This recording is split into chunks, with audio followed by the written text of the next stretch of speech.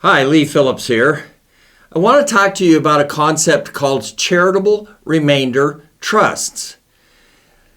They're a way of giving property to a charity.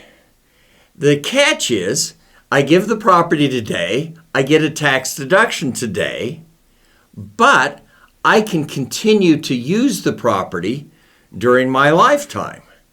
Then when I die, the charity gets the remainder.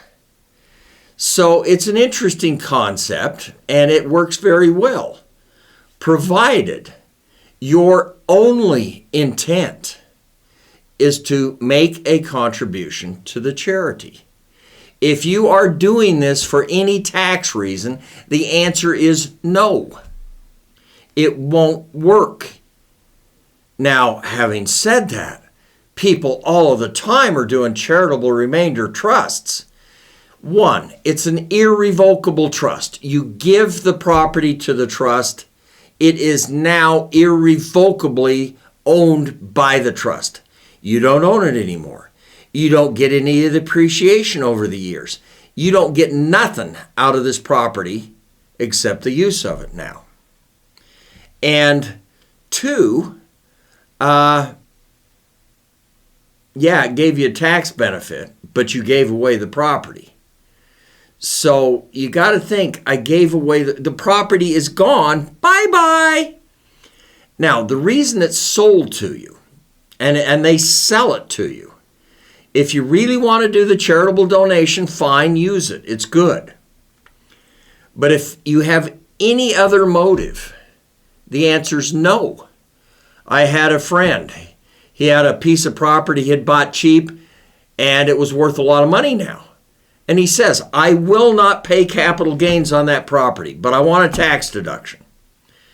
So he set up a charitable remainder trust, put the property in it, gave it to the university. During his lifetime, he got benefit of the property. Well, it was just land. He didn't get any benefit out of it, really. But he died. Millions of dollars in property then went to the university. The problem is, that was the major chunk of his estate. He left a widow. This has been 15 years ago. She's still alive.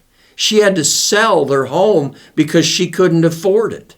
And he had given away millions of dollars to the charity to get a tax deduction. No. Now, I told you, they sell it to you. It's not the charity that's selling it to you. However, the charity, they'll pay for the lawyer to do all of this stuff. They'll do everything for you. They're happy to get the piece of property. Who is it that sells it? It's the life insurance agent. He brings you in and he puts his arm around you and he says, you really want to give this to the charity, don't you? Yeah. Well, yeah. But, you just screwed your family out of $2 million. You want it out of your estate. It's not taxed when you die. Let's put a life insurance policy in place to replace the $2 million that you just gave away in the charitable remainder trust. So you buy a life insurance. We can put it in a life insurance trust. It won't be taxed when you die. It will go to your family. There's zero income tax on it. This is cool. Well, yeah, that's all true. Kind of does work. But that guy is going to make, hundreds of thousands of dollars in commission on a $2 million life insurance policy to a 60-year-old. That's huge. That's why they're pumping it to you. That's why they're selling it to you, is to get the life insurance in place and the commission on it. If you've got enough money, you want to give the piece of property or the thing or whatever money, whatever it is, to the charity, then let's do it. It kind of softens the blow. You can use it while you're alive, but it goes to the charity. And your family doesn't need that money in the estate. They would have taxed it anyway. It's a good deal for the charity. It's a good deal for you. Your family doesn't need it. Go ahead and use it. Otherwise, if you're doing it to avoid the capital gains tax, the answer is no and hell no.